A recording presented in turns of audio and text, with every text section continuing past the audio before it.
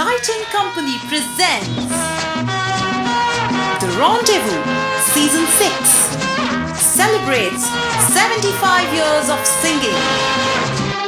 Melody Queen, Padma Vibhushan awardee ASHA Bhoslew.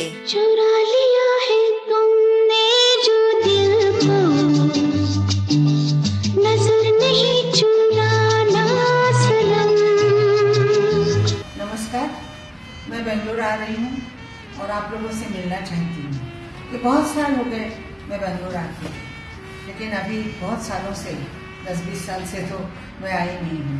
और जो idea किया है उन्होंने मेरा इंटरव्यू और प्लस गाने हैं, मैं नहीं गा रही हूँ लेकिन सब गाने गाएंगे और मेरा इंटरव्यू होगा और आप लोगों से मैं सब खुली बातें बता दूँगी।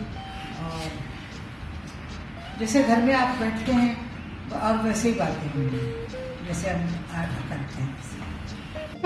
In conversation with Kabir Bedi.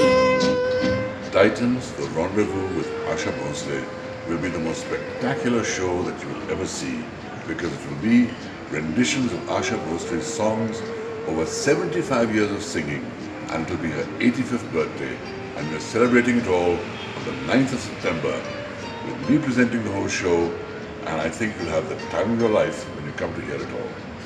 Be there.